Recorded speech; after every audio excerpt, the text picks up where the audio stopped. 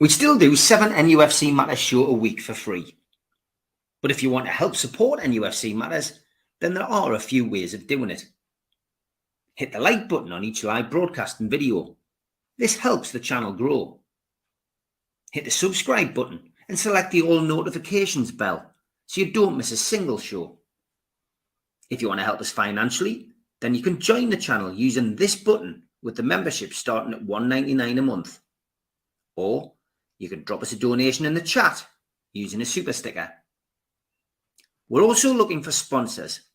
If you'd like your brand advertised on the flyers for the show and featured during the ad break, then email John at nufcmatters.com to arrange today.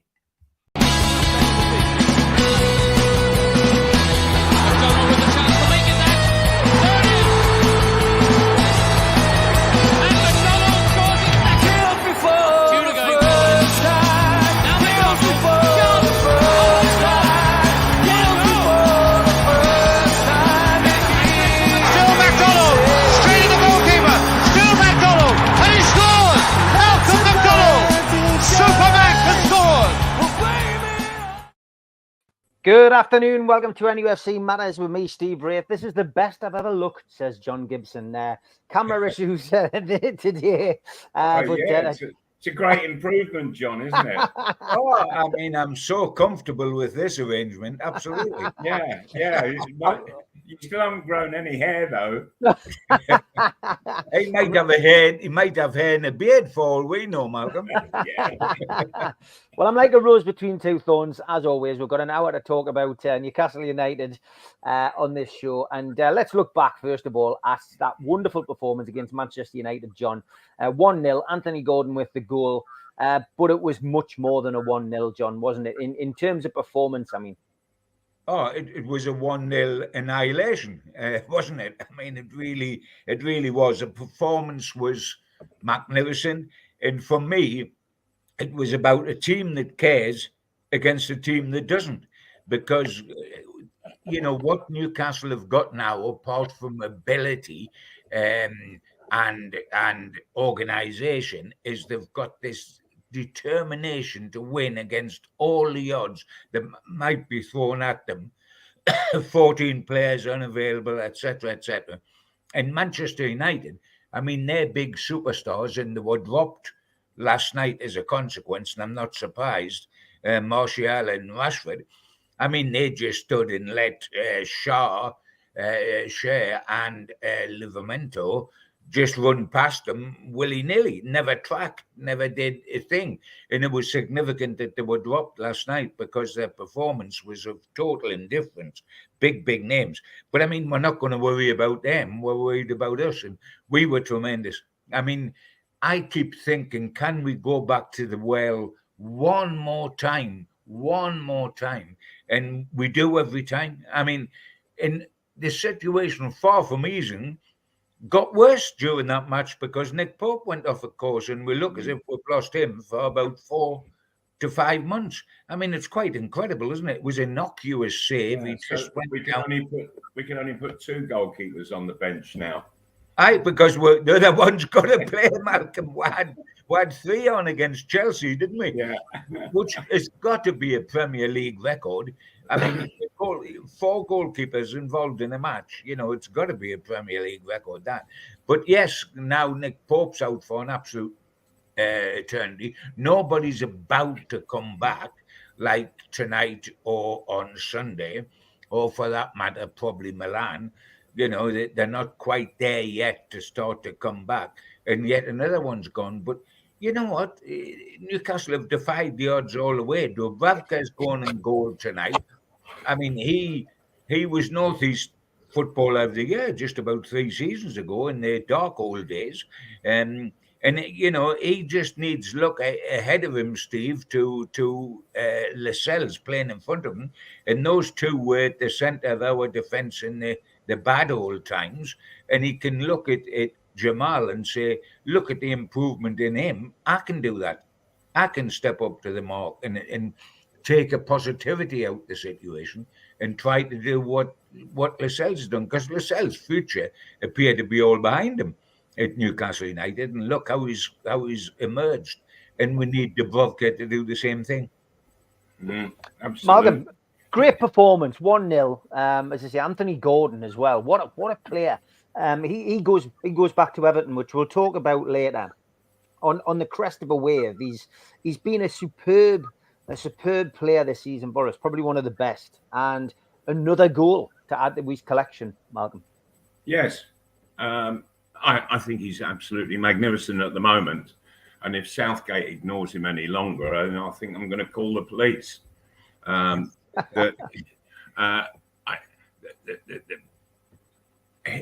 he and Livramento, what a combination they're making.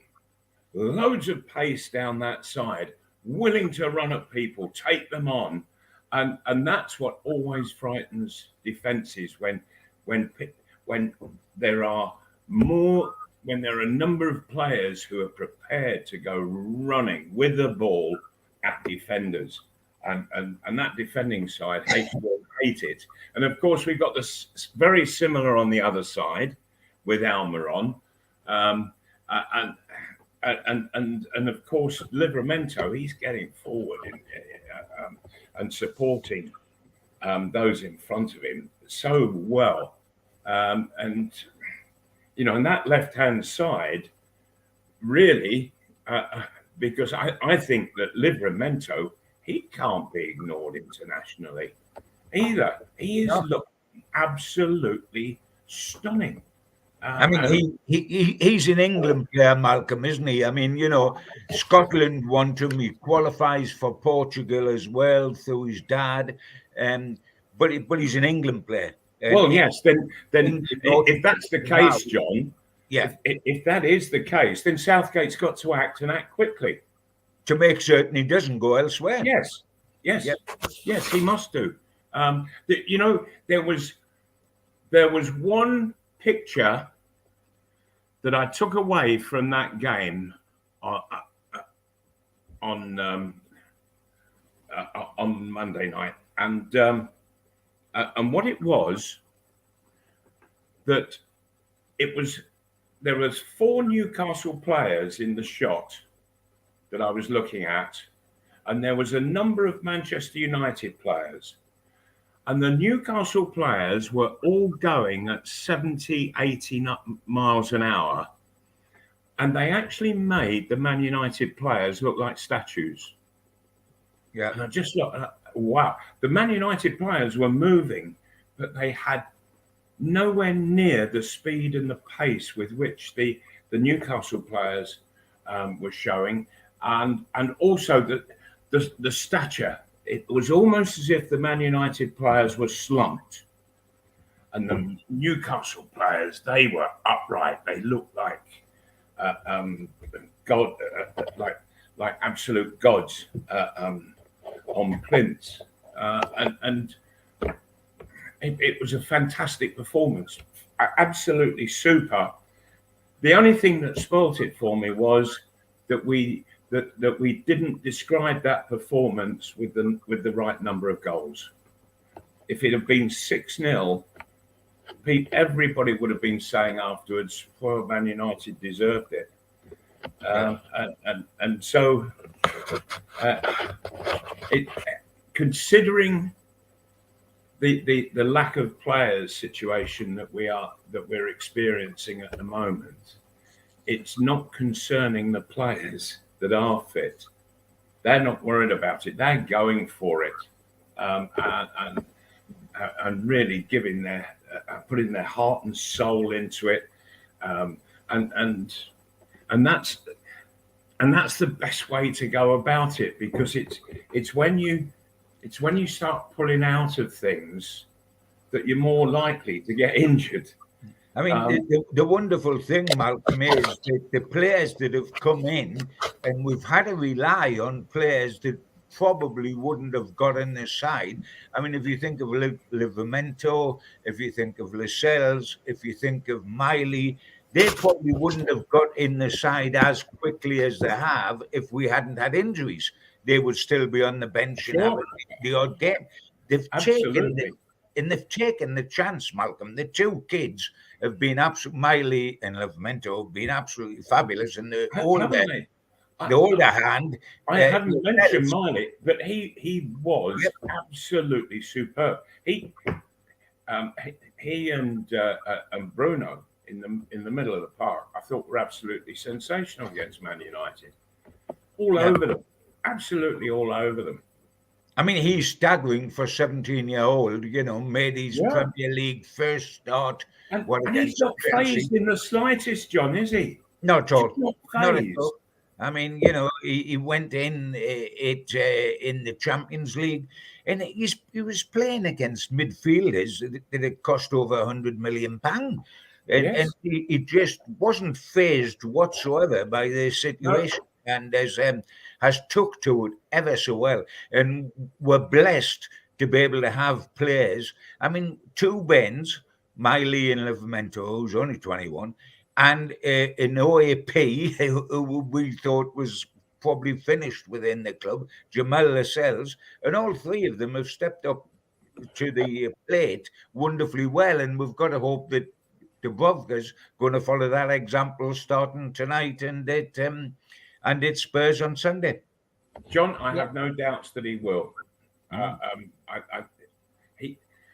He's sat on the bench for the last few games. He has been watching what's happening on the pitch. He's been in the dressing room experiencing the team spirit and the way in which everybody is carrying on.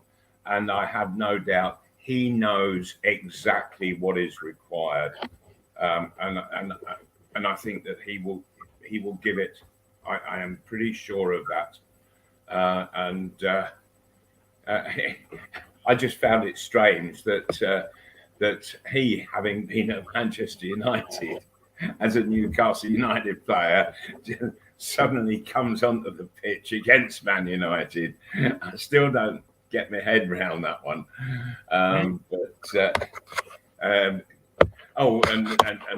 particularly as at the moment, I think they're struggling with goalkeepers.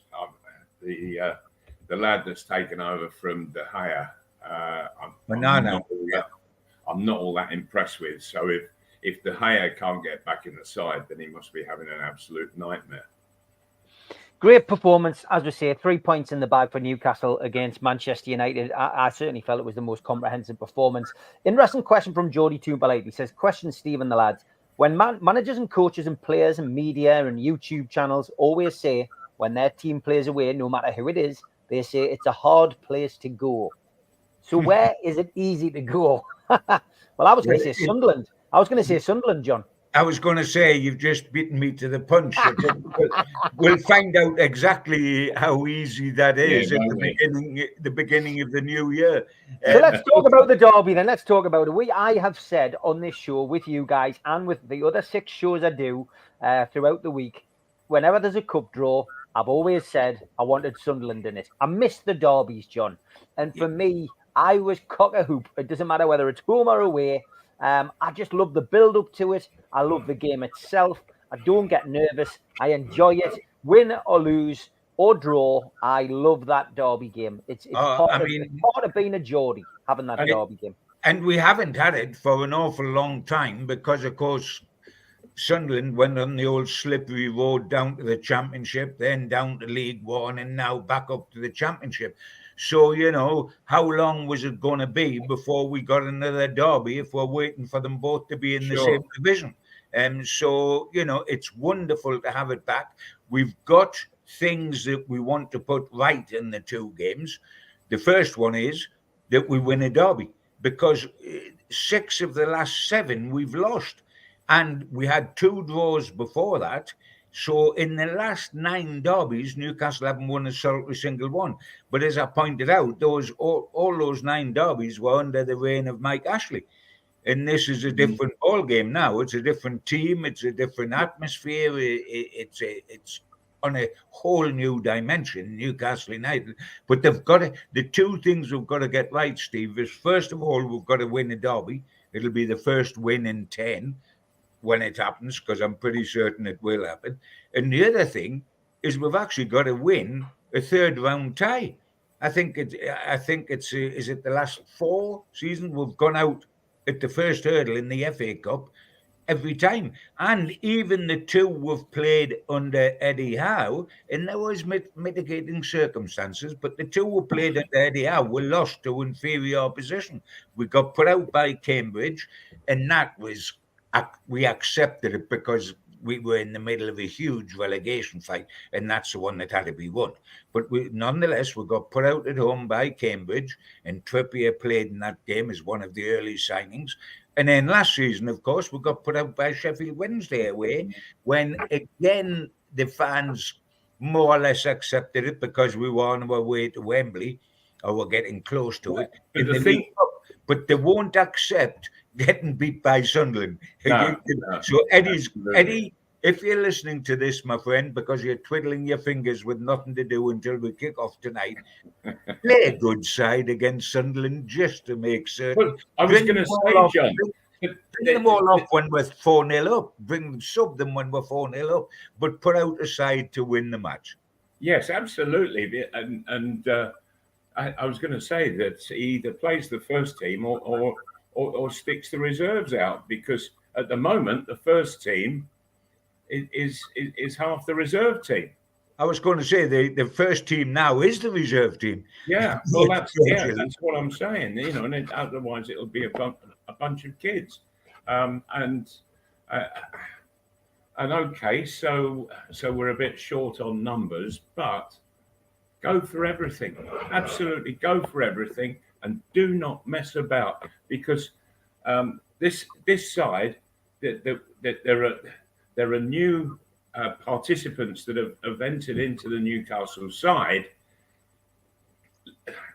Play the full side and let them get into the whole thing as much as possible. Get as much experience.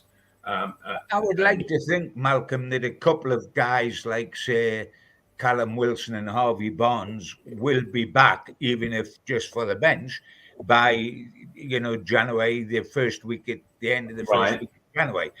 Those two guys could be back. There's a lot more not going to be. Oh, well, if they are, yeah, okay. And maybe sure. Sean Longstaff as well. But I mean, that we've got to strengthen the bench as well as the actual 11, but so that you can make substitutions as the game goes on. Yeah, well, we can't play the bench, John, because that would make 3 goalkeepers. Well, I mean, I don't know. We can play 2 of the goalkeepers as centre halves. They should dominate the 6-yard box. I've known something similar happen. Yeah, when I was at Luton. I can remember in the old day. Here's a one for you, Steve. You'll remember this when we played 3 goalkeepers in one match. West Ham away. Yeah, Peter Beardsley was one of them. Was it Chris Hedworth? Chris Hedworth and Martin Thomas. And Martin Thomas was the original goalkeeper. Mind you, we played 3 goalkeepers. We let in 8 goals, right? So it didn't do too much good. But yeah, that's a little trick question for a lot of people. When did Newcastle actually play 3 goalkeepers in one game? And of course, in those days, you didn't have a sub-keeper on the bench, did you? No. So once Martin Thomas said that he was injured at half-time, you had to play an outfield player in goal. Yeah, that was one for the record books, that one. That was certainly Paul Patterson. Good afternoon. He says, question for all 3 lads. Will the cup tie against the Mackhams be a sellout? And therefore their first sellout at the ground since they played Beyonce. Very good, Paul. Very good.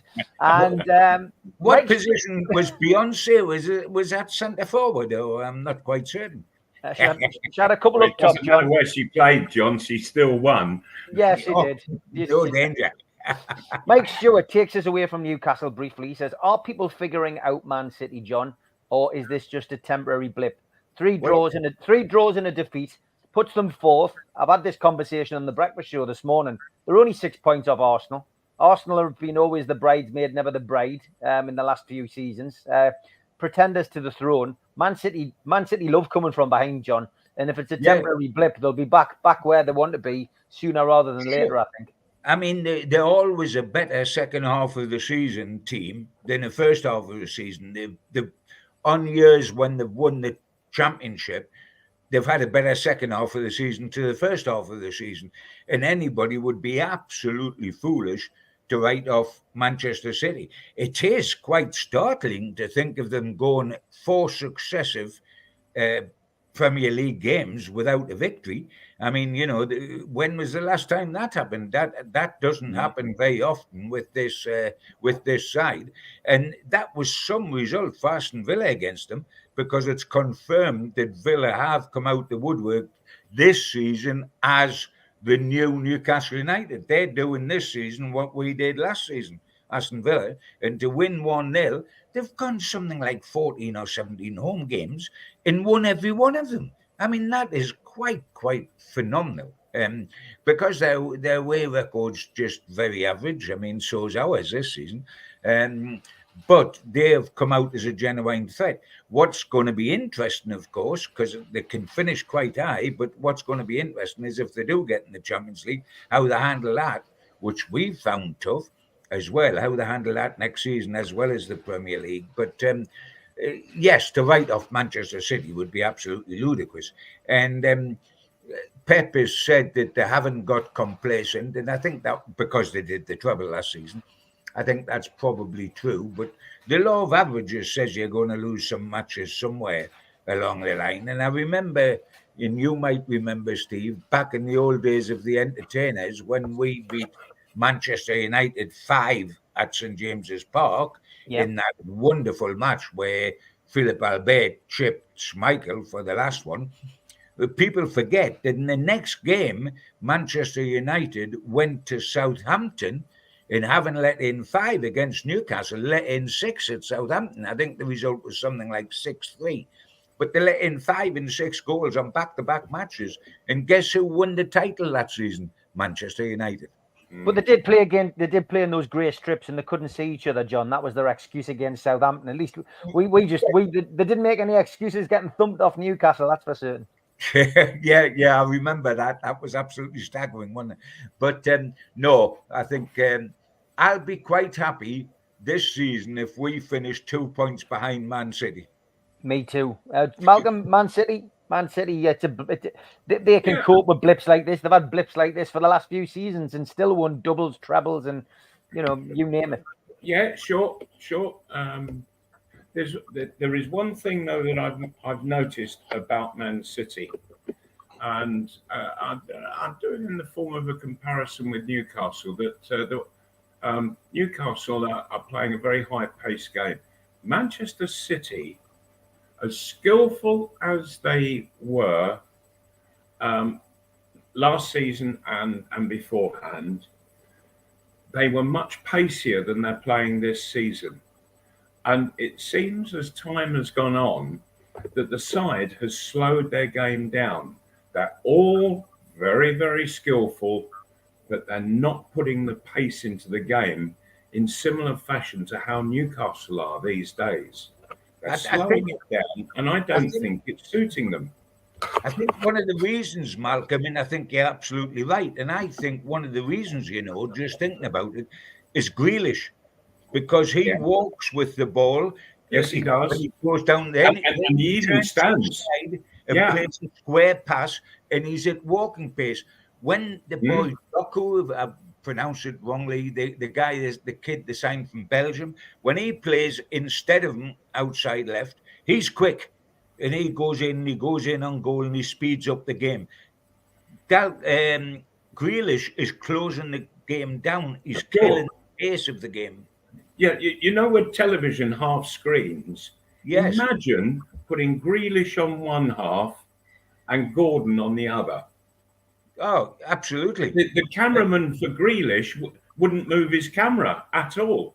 Playing in the same position, Malcolm. But on the other side, the fella he'd be zooming up and down the pitch, for heaven's sake, with his. Yeah. But I think Grealish is slowing their side down now. Yes. Yeah, I agree. And they're not catching sides out in any way with that bit of pace as Newcastle do, and so it means that the defences get back in strength, get themselves organised, and Grealish is still tippy tapping over the ball, and they've got fully organised to defend against Manchester City. I mean, one of the things, Malcolm, as well, is Holland doesn't want to play that way. He's quick. No, he doesn't. He wants Grealish to have one touch and whip it in. Exactly.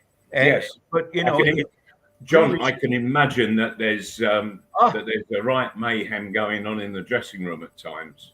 And the funny thing is, they've been the best of pals socially off the pitch. But I bet Holland's still telling them, look, hey, do me a favour, mate. One touch and get it in. And I don't mean necessarily slinging in a high pass with snow on it, but just a penetrating pass. Keep it quick, because that's when Holland's devastating.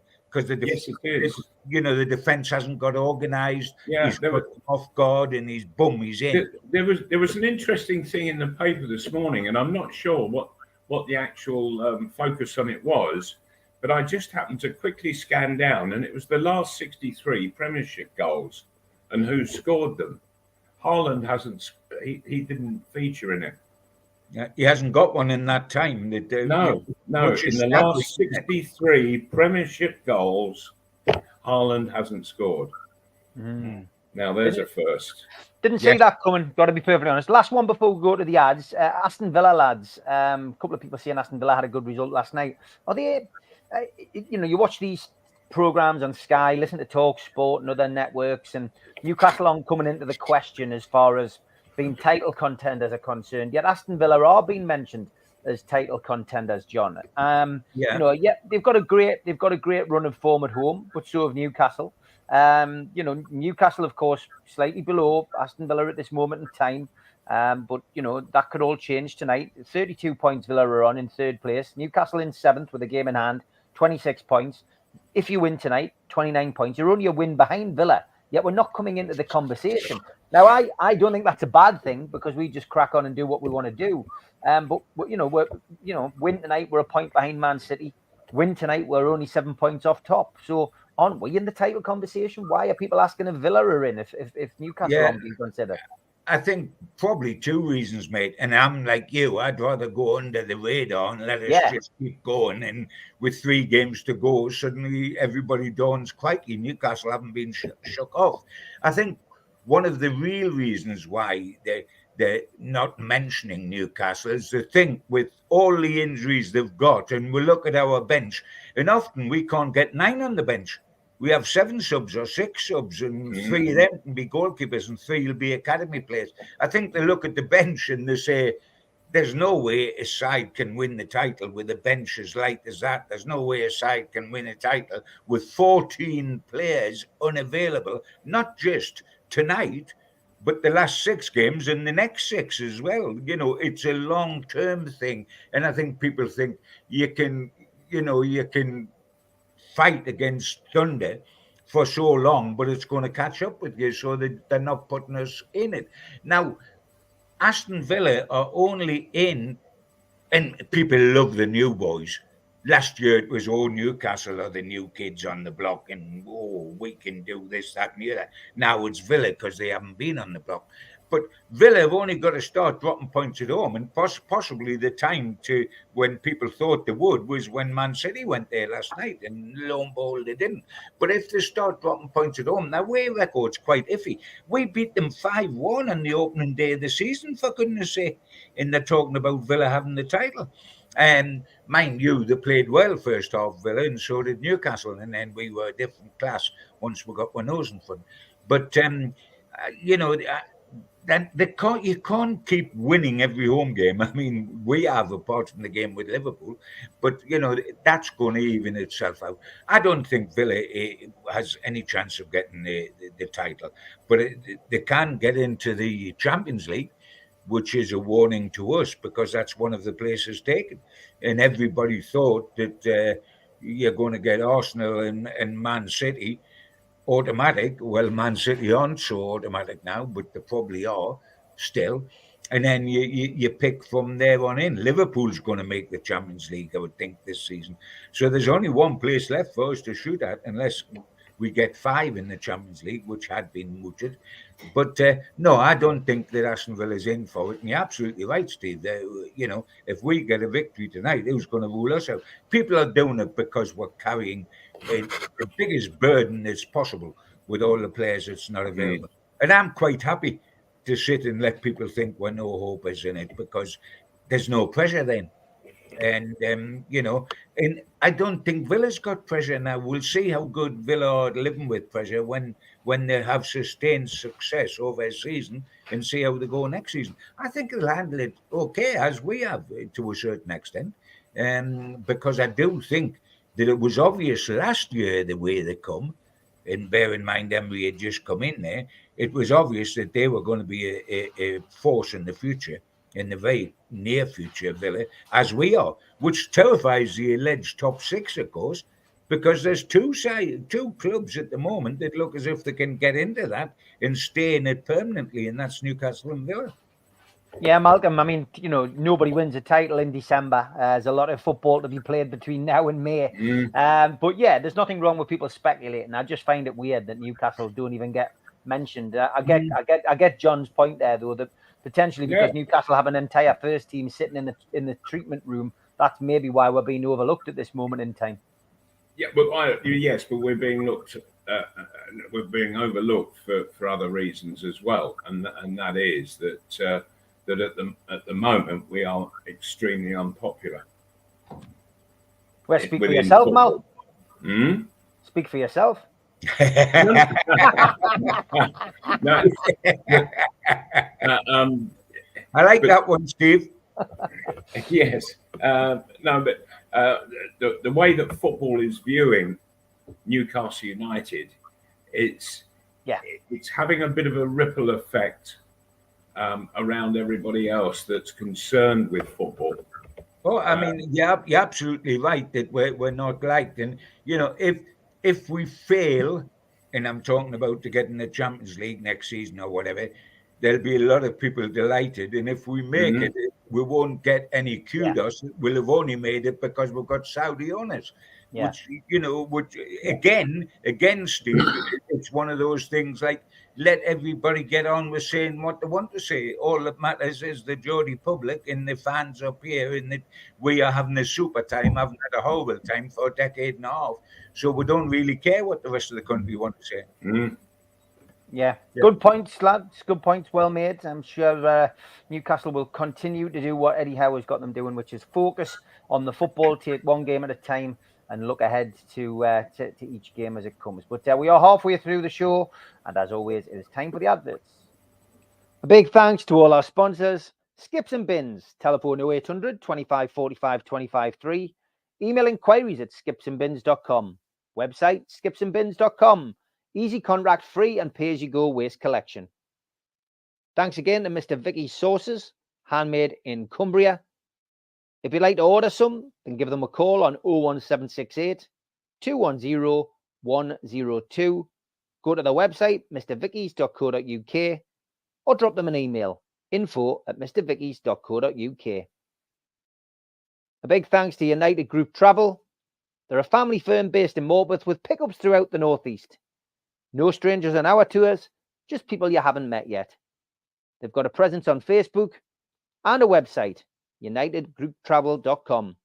If you want to make a booking, give them a call on 01670 632 460 or mobiles 0791 666 4174 0795 71 41654. Thanks to Darren Baldwin Funerals, independent funeral directors. Let us look after you in your time of need. They're based on Old Durham Road in Gateshead, and you can contact them at their website, darrenbaldwinfunerals.co.uk. Email darren@darrenbaldwinfunerals.co.uk, or give them a call, 0191 478 2730. A big thanks to Media Arts for all the help with the technical side of things. And a big thanks to New Workwear. You can find them at newworkwear.com. If you want to help the channel, hit the thumb up to subscribe, hit the subscribe button, and share to your other social media. You can also pay a one-off fee of £25 to get a scarf, a cup, a pen, and a membership card. Go to the website, nufcmatters.com, and click membership, or put your smartphone over this QR code. We also support the food bank on this channel. If you want to make some donations virtually, go to nufcfansfoodbank.co.uk and make a donation today. We're also a podcast on Spotify, iTunes, and other podcast providers. Just search NUFC Matters. I'm also a part of the Northeast Footy Brekkie Show. You can listen to that Monday to Friday, 7 till 9 at thetooneuk.com. We've also got an event coming up next year. It's in January the 19th at the Tyneside Irish Centre. It's an evening with Nobby Solano. Tickets are available on Voucher for £20. Don't forget, Supermac and Gibbo do every pre-match at Louis' Liquor Store. It's free entry, children welcome, and there is great food by Fed's Fried Chicken. They're usually on pre-match and sometimes post-match at Louis' Liquor Store. Okay, welcome back to the show. If you're going down to Everton tonight, big thanks to our friend Scunny Mag, who has done a little review of the bars that you can get into. Hi folks, Paul here. This is Away Day Guides, and here comes Everton.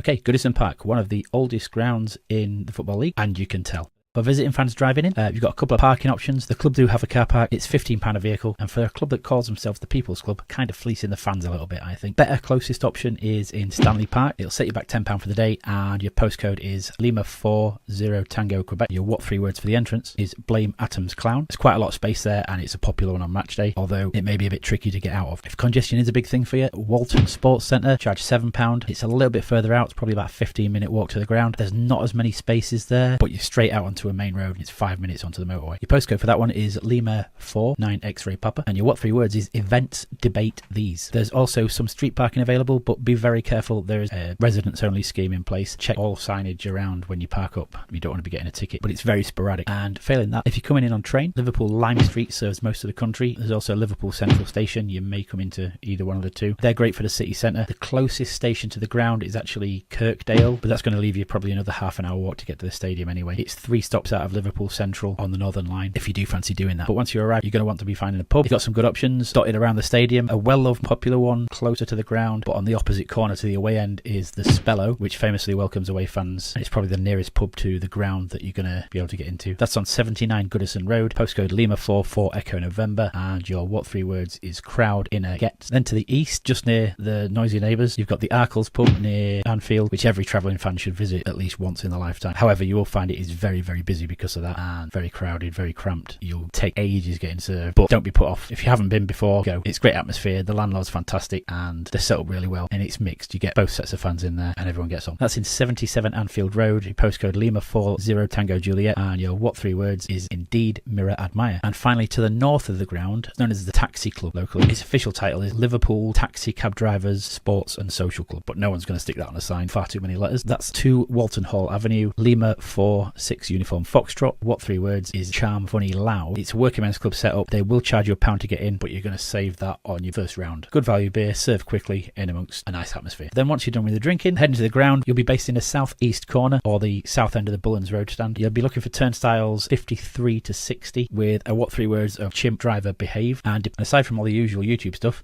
if you like this, tell your friends. Cheers. Great stuff. Thank you, Paul, for doing that. Terrific. Yeah, it is good. We did well. He usually does the Amigos, mate, but because obviously the Everton game's on tonight, it's handy, and people do appreciate a little bit of advice, especially if it's the first time going down. Yeah. But keeps us up to date. He keeps it up to date every season, which is great. So thanks, Paul. Okay, 7:30 kickoff tonight. Newcastle away to Goodison Park, and this really is the final visit because the new stadium will be open this time next season. Whether Everton will be in the Premier League, of course, remains to be seen. If you're not going to the game, then you can watch it on Amazon Prime. 7:30 kickoff. If you fancy watching it with two legends, and I mean Frank Clark and John Gibson, they will be at the Irish Centre tonight. You can pay on the door. Get yourself there, though, nice and early because seats will be at a premium. As for the team, well, Newcastle United's absentee list, it reads like a starting 11. Nick Pope joining Elliot Anderson, Harvey Barnes, Sven Botman, Dan Burns, Sean Longstaff, Javier Manquillo, Jacob Murphy, Matt Targett, Sandro Tonali, Joe Willock and Callum Wilson all on the sidelines. Was a little bit of optimism from Eddie Howe yesterday at his press conference, though, that Botman and Wilson will be back in the near future, but there's no dates have been confirmed. What about Everton? Well, Everton are missing at least Nana, who is out, and Dele Alli, who hasn't played for what seems like an eternity. But Andre Gomez and Dominic Calvert-Lewin could return tonight, but are waiting to see once the team sheet comes out whether that's the case. Reasons for being cheerful? Well, Sean Dyche's side, although they got deducted 10 points, they did win 1-0 at Nottingham Forest on Saturday, but their home record is atrocious. It is the worst in the division. And despite the win over Bournemouth, which was 3-0, they've had one draw, 1-1 with Brighton, to sit alongside 5 defeats. 3 of their seasonal lowest Premier League total of 5 home goals so far come in that victory over Bournemouth. So this really is a game Newcastle want to win, should be winning. Tim Robinson is going to be the man in the middle. He makes his journey from West Sussex. He is the referee. This is his second appointment of the season over a Newcastle game. He was referee for the 4-0 defeat of Crystal Palace at St James's Park. It'll be the 12th time as well that Tim Robinson has refereed in the Premier League, and he has yet to show a red card. VAR, which is switched off normally when Newcastle are playing, is David Coote. All set, John, for a wonderful return to Goodison Park for Anthony Gordon, I hope. Yes. I think he'll do terrific, and I think he'll get dog's abuse from the second that he sticks his nose out the tunnel till he disappears inside at the end of the game. But I mean, the kid's as spiky as a porcupine. It's not going to bother him. He will just get on with it. He'll just run at them. He'll get whacked. He'll go down. He might do a couple of forward rolls, and then he'll get back up and get on with the game. But he will get dog's abuse because he was accused of being a traitor and everything else and manufacturing his transfer to Newcastle. I think he was chased down the street, wasn't he, when he went to get into his car after one of his last games there. So he's going to get a right old saying too. But he's the sort of lad, it won't put him in his shell. There's no question about that. But, you were highlighting, and quite rightly, Steve, the Everton home record, which is shocking. 1-1, drawn 1, lost 5. But it's 2 teams trying to put right or wrong, because our away record is nothing like it should be. We've got 1 win, 2 draws and 3 defeats. Now, last season, when we finished 4th, we only had 3 away defeats all season in the Premier League, and we've got 3 already this season. So we've got to put right that solitary single win, albeit the wonderful one it was, 8-0 at Sheffield United, but we've got to put that right. And this is the time to do it, because we've got Everton tonight, followed by Spurs on Sunday afternoon, both away. Let's right the wrong of our bad record away from home. And I mean, on paper, this is no contest. Newcastle win, even with the players out that are out. But of course, games unplayed on paper, they were famously said, and they're not. And if you remember Bournemouth, when Bournemouth, we're a different class to Bournemouth. But it was 1 game too much, wasn't it? It was just before the international break, and we looked exhausted, and we got well beaten. And we've got to hope that it's not like that tonight. I don't think it will be, because I think this is our longer rest, isn't it? Because since we played Manchester United, we're not having to play Wednesday night, we're playing Thursday night. So we've had that little bit longer, and perhaps the real crunch is going to come when, after playing Thursday night and travelling all the way back home, we've got to go again on Sunday against a decent Spurs side. So that might be the greater test. But we can't afford to lose tonight. That is the biggest certainty of all time, because the results last night more or less went against us. All the teams around us got wins. So we've got to react by getting a win tonight. Yeah, Malcolm, big game again. Every game's a big game. Everton found a little bit of form under Sean Dyche this season. He's certainly starting to put his stamp on Everton as such. But really, Newcastle, if they have got designs on recapturing a Champions League place this season, they need to be going to Everton and getting 3 points. Yes, and I watched some of the Nottingham Forest Everton game at the weekend. I've never seen such a dreadful game in a very, very long time. Both sides, they looked awful, absolutely awful. And then Forest go and get beat 5-0 last night. And let's hope that we can go and do something similar in the scoreline against Everton and give them a right old thumping tonight. I don't see why not. John has just been sort of talking about Newcastle's away record, but Everton, oh my,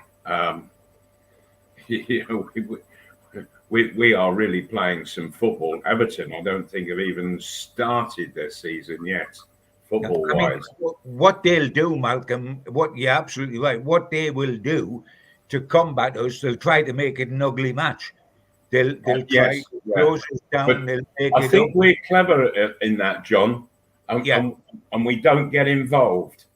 You know, time and again, I've seen our players get thumped to the ground, but they just get up, walk away. I think it's only Bruno that doesn't. Yeah. He's always tempted to have a little niggle back. Yeah, he wants to fight everybody in the stadium. Yeah. But I think we've got two guys on all the people we've got out. Is it 14 tonight, Steve? Yes. No, we've got two guys tonight. One of them probably won't be playing. But if they get booked, they get suspended. Longstaff won't be playing tonight, so that won't happen. I think there's Trippier. If Trippier gets booked, he's suspended for a game. Can you imagine that with all the ones we've got already, and with Trippier goes out suspended for a game? Put Livramento right back, and the young lad from Chelsea on the left-hand side. Yeah, but then we will then revert to your days, Malcolm, when we'll have one sub. We could have 9, but we'll only have 1 because we don't have enough players. Yeah. We used to have 1 sub and a squad of 13. Yes. we would be back to that, mate, the way it's going with the subs bench. I mean, well, Mal, this question here from Richard Naylor, he says, did Supermac ever return to St James's after he joined Arsenal, and how did he feel if he did? I guess I'll double end that, Malcolm, with a question for you. If Anthony Gordon rang you up before he went on the pitch tonight and said, how do I cope with this? I'm going back to a club where I was once loved, but now I'm playing against them. What kind of advice would you give him? Because you did play against some of your old teams, Mal, of course. What was in your mindset when you went there? Did you feel animosity from the crowd at times, and how did you deal with it? I didn't give a damn. Yeah. they would have felt the animosity from me, because that's how I went out on the field. And that I went out to score goals, purely and simply, and nothing detracted me from that whatsoever. I was just absolutely focused on sticking the ball in the net as many times as I could. And to do that, you have to beat defenders and get into the penalty area and get your shots in. And so I'm just fully focused, purely and simply on that. And there's a sort of added touch to it where you're sort of in known surroundings. You've been there before on a regular basis, and so you're actually playing against old mates. I think the thing I found interesting when Malcolm come back as he did with Arsenal to Newcastle, come back and scored for Arsenal against Newcastle, and we lost. But the difference for me to what will happen to Gordon tonight is that when Malcolm McDonald come back, the Newcastle crowd still loved him, and their animosity was to Gordon Lee for selling him to That's Arsenal. true. And therefore he got a rapturous reception from Newcastle fans because he hadn't deserted us. There had been a parting of the way because of the friction with the manager. And so now that won't be the sort of reception Gordon will get tonight. He'll get dogs abuse because they think he deserted them in their hour of need and manufactured and forced his transfer. So what he'll get is a totally different thing to what Malcolm got when he come back to Newcastle. But I don't honestly think it'll affect. I think though, John, sorry, but I do think, and I'm speaking here on behalf of Newcastle fans, the Newcastle supporters, that other supporters, I think most other club supporters, that they have a very narrow view of things. But whenever I talk to Newcastle fans, yeah, of course they want the very best for Newcastle and all the players at Newcastle. But at the same time, they take a much larger view of things. And I like that about them, that they haven't got that just narrow vision. But there's always somebody that gets it. I mean, the funny thing was, we sold Waddle, Beardsley, and who was the third one? Yeah. If that's Super 3 and we went down. Yes. Gascoigne, I think it was, and Gascoigne. Now, when Gascoigne come back, That's right. Yes, it was. Yes. Yeah, it was great and all that. But for some reason, when the Waddle had come back, he never got a good reception. Right. It was funny, and yet Beardsley did, and Gascoigne did, and the Sunderland connection, I think, came out a little bit more when he left the club. I think there was probably a little bit more of that, John. You know. But there was also, I mean, the hatred that poured out of anything that Michael Owen touched after he left Newcastle, because there was no love lost there. But of course, we felt that he had sold us short while he was here. It was relatively uncaring, and of course, let down Alan Shearer, who had manufactured and helped to get Owen to Newcastle. Let him down when Alan was manager for that 8-game spell. Owen was looking after his fitness for a free transfer at the end of that season and didn't make himself readily available to fight the good fight. And you know, he's fallen out with Alan Shearer ever since, or Alan Shearer's fallen out with him. So there are players that's come back and hasn't received open arm welcome. Sure. But Gordon's a different matter tonight. But luckily, he is a spiky old personality, and I don't think it'll get him down at all. No, I don't, John. Wouldn't it be wonderful if he scored the winning goal for us? Yeah, but I do feel though that that when the sale of those 3 players happened at Newcastle, that it was the club saying we have no ambition whatsoever, and we're not really all that bothered. It was like holding your hands up, waving a white flag, and say we give up. Oh, I mean, all they wanted to do was get as much money as they could for each individual, and of course, the 3 individuals at the time realised the lack of ambition Newcastle United had in those days, which is why they were willing to go. And they were willing to go, but only because it's not as if they brought in any players using that money, or did they? No. Oh, I mean, what happened? We got rid of those 3 players and were instantly relegated. What a surprise that is when you're getting rid of 3 players. Who all become the backbone of the England side, by the way. You think of Waddle and you think of Beardsley, the number of caps they got, and what Gaza become a world superstar. Sure. You know, and if you can't keep 3 Geordies at Newcastle, what chance have you got? You can't keep your own people. Sure. But if the club was so desperately in need of money, sell 1 maybe, but not all 3. And that, to me, it was just chucking the towel into the boxing ring. Yeah.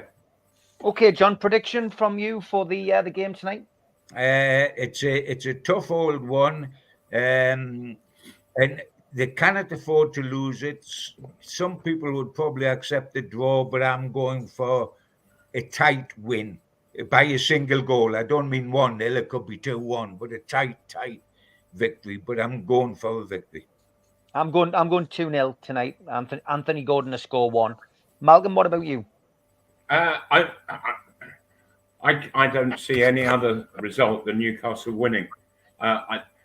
Everton can be difficult to score against at times, but in the main, I think that Newcastle have much the better